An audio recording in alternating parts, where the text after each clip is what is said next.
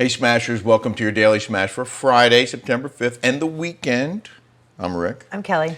And apologies for being late, very late, way later than we ever are. I never sleep until 9, and I did, and it felt really good because I'm always up by 6 and out the door by 6:30 to go to the gym. Yeah, and I often join her, but this morning, I don't know, we were going to do it last night, but then we had an event we had to go to, and we ran out of time.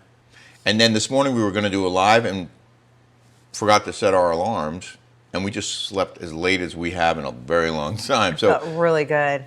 This is late, but you can watch it through the weekend. And spoiler alert, we're going to talk about that Netflix special, Unknown Number, the High School Catfish, and we're going to reveal what happened. So if you haven't seen the documentary, you don't have to watch this. I apologize. You might not want to watch this, or we're going to spoil it for you. Or maybe watch it and then come back to us. Yeah, that's a good idea. Yeah. Yeah, because it's definitely worth watching. Yes. It's intense. So the documentary was directed by Skye Borgman, Unknown Number, the High School Catfish. It unpacks a real-life cyberbullying case that rocked the small community of Beale City, Michigan. And it happened, I didn't realize this, it started when we got married in October of 2020. Wow. Our wedding day was 10/10. And remember they said there was a Halloween party? Yes. It was October of 2020. And that's when we had that. Wasn't that when we did our, we got in trouble when you were playing that jerk? And I was an Indian. Was that Halloween? Was it that Halloween? Was that after we got married? I think so. Or was that before? Oh my God, I think you're right. No, I think it was the next year. I think it was 2021 that we did that. Oh, okay. I'd have to look it up. But anyway, basically the star of this documentary is Lauren Licari, who was just 13 years old with her then boyfriend Owen when they started getting suspicious texts from an unknown number. Wait, first of all, why are you allowing a 13-year-old to have a boyfriend? Let's just start there. Like, I'm sorry, but I would never allow Jolie to have a boyfriend at 13 years old. That is so weird to me. It's very young.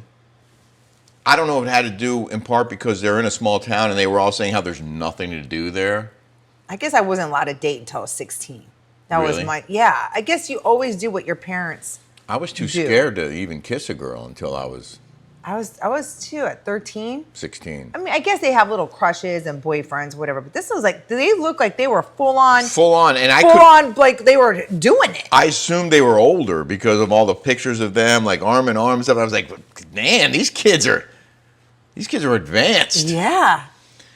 So they went to a Halloween party, and that's the written initial messages were all about that. And then they were quiet for like 10 months or 11 months, and then they started up again in September 2021, and it became a daily barrage of threats and vile insults for the next 15 months. And there was information in these texts that only someone close to this young couple would know. And that was the bulk of the documentary, was about how they finally brought in the local cop and were going through this list of likely suspects, and everyone seemed like they probably were the ones, right? I felt so far sorry. So there was this one girl in particular named Chloe, darling girl, volleyball player, popular, all this stuff. They thought it was her. Yeah. And poor little girl, it was not her, like it at all. And she. I mean, this whole story was just so unbelievable. You think about to it's me. A small school in a small community, and everybody knows everybody. So they all knew that she was being targeted as the potential suspect. But so the text messages where you're anorexic, you have a flat ass, go kill yourself. Oh yeah, and then sexual. Yes, about the boyfriend. Yeah, a lot of sex stuff about him, and. That's another reason why they thought it was that girl, Chloe, because she and the boy had also sort of had a little thing going, I guess. They were really close. And maybe she was jealous. So this goes on, and you're like, well, which one is it? Who is it? And it wasn't any of these people. They had alibis, or they finally figured out it wasn't them. And so eventually they went to the FBI. And this guy with the FBI did a real deep dive into the phones and the IP addresses. So this lady by the way, was probably one of the most unattractive women I have ever seen in a very, very, very long time. When you say this lady, we're talking about the person who the actually mom, did it. The mom. And Okay. here comes your spoiler. Yeah, the mother. The mother of the girl. The mother of the girl. Victim. Basically had the hots for this little boy. That's how it started. Yeah. She had the hots for him, and she was at home. She was a tech. She was a techie. She was like Michael Dodd. Like, she was like that. And she knew how to do a tracker. Like I told you, Michael Dodd is a tech genius. He used to do that kind of stuff to me. But also, she knew to use fake phone numbers. You look at this woman, and this is what I think. I think Baby Reindeer, I think these are the people that have no life. I'm their life. They're obsessed. Well, it's an obsession. It certainly seems that way. But bringing it back to this, she had some issues, obvious major issues, which, you know, she lied about going to work. She didn't have the job she said. So the dad looked like he was total, like... He seemed like a good guy to me. No, he seemed like he was dumb, okay? Let's just start there. He seemed like he was... She was a techie. She was paying the bills, paying this. And they lost everything because she lied and said she was working at these companies. She never worked. And he said she handled all the bills, and he just relied on her to pay for stuff. And she stopped paying on their house, which they wound up losing. She stopped paying on the storage facility where he moved all their stuff, so they lost all of their stuff. And when they did the FBI did the deep dive on the numbers that were sending these nasty messages, they were able to isolate a couple of VPNs or whatever that they could tie to devices owned by the mom, and that's how they wound up tracking her down. Rick has a tons of FBI agents that are totally wanting to help us and all this stuff, and it is against the law to stalk and harass and cyberbully people. Mm-hmm. It is against the law. Well, she was, the mom, arrested and charged with multiple counts of stalking and using a computer to commit a crime. She pleaded guilty to 2 counts of stalking a minor and was sentenced to 19 months to 5 years in prison. But the crazy thing I thought about the documentary was the mom's part of the documentary. They interviewed her. And you don't know it's her until much later in the documentary, because they're still talking about all these other people who might have done it when it was her all along. And even the daughter who's interviewed in the documentary is talking about all this stuff and who might have done it and all that. But it wasn't until much later that it's revealed that it was her own mom who told her nasty things about her body and about her boyfriend and told her to kill herself. It was just horrific. And yet the daughter still wanted to be with the mom, still wanted the relationship with the mom. Like Stockholm Syndrome. But what's weird to me is that this mom was making excuses for her behavior. She was saying, oh, well, everyone has done things against the law. Everybody has had, committed, has drank and drove and maybe hasn't they didn't get really caught. Like, she's making excuses for why her behavior was like this. What I also thought was fascinating was that this quote about the effects of her actions, the mom. She's remorseful that she has severely altered her relationship with her daughter in a most likely a negative way. This is from the director. Will they have a relationship? Will they get through this? I don't know. There will probably be some kind of relationship. Will it be the same? Absolutely not. There's no way it can be the same. But the daughter sounded like she wanted it. Yes, she wanted the relationship with her mom. I find that crazy. What would have happened if she did kill herself? And that happens a lot. It does. A lot of people try to cyberbully these people. It happens all the time, especially people that are public figures like myself. And then people do go and kill themselves. Yeah, well, we were just talking about this in Johnny's bar about the ChatGPT thing. Yes. And how ChatGPT is going through 2 lawsuits because, they become friendly with them, and then it tells them how they can go about doing these like horrific the one things. guy on Long Island. I don't even know if we can talk about it here, but he committed an awful crime, and then a young man did another thing that. Wait, so Jacques, I said that about this, how crazy this thing, and Jacques is works for the Daily Mail, and he even put it on there, and he said, love what you said about the Reddit trolls having mental illness, but that's giving them too much credit. Most of them are just effing losers. They're so lame that you can't even excuse their behavior by saying they're mentally ill. They're Karens and nothing interesting going on in their own lives, so they're obsessed over people on the internet. Miss you, by the way. And that's basically what sums it up. Yeah. Like, it is, like, those people should take a lesson that you can get the FBI, they can find you, and it is against the law. We took care of that business, and we're not focused on that anymore. Right. But when they start harassing me like this, I'm telling you right now, Rick's got a lot of people in the FBI that can find you. And we have an excellent attorney as well, who's Yes. ready to do whatever needs to be done if and when there's a reason to do it. Claudia brought up something really funny. We were going to go vintage shopping. We're going to vintage shopping in the town of Orange. Yeah, it's so cute there. Oh my gosh, I forgot about Orange. It's so cute. That's the stuff that they should put on Orange County Housewives. They show the same thing over and over. Mozambique, the deck, all the same stuff. There's so much to Orange County that is so cute. They have. There's just, and like Orange, the town of Orange is like old school.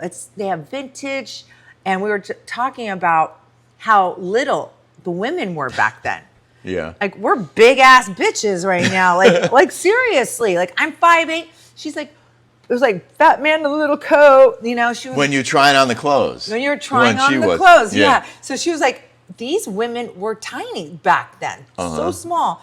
And we were just dying laughing. But we're going to go and see if you can fit into anything. I want to go see if I can fit into those. Like that, that's to be funny. Oh yeah. Yeah, let's do that. Yeah, we'll do a segment on that. We're going to do a segment on if we can fit in. And isn't that kind of funny though? How little the women were back then. Yeah. And petite and small. I mean, there's so much hormones, I think, and stuff in our food, I think, that's made us large and in charge. I guess men too have gotten larger and more in charger. Yes. By the way, Kelly has a special guest on this week's Rick and Kelly show on Patreon, her good friend Christina, who does makeup, and the two of them critique all of the Orange County housewives, their makeup and their clothes and their confessional looks.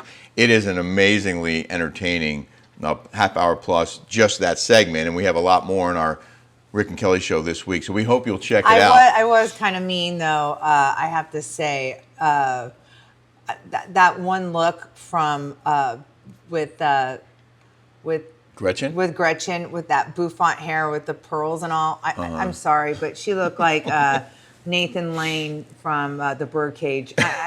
We talk about that. I'm sorry. I love Gretchen. I think she's a gorgeous girl. But, I mean, what was up with that outfit? Please tell me. What was up with that? No comment. In the news now. In the news. This is a story that we also talk about on our Patreon, and we can go into much deeper depth on this on Patreon than we can here, and we're not going to talk about the details so much. But Charlie Sheen has a documentary coming out next week, and he's finally admitting that he had sex with men. But that's not the point of this story.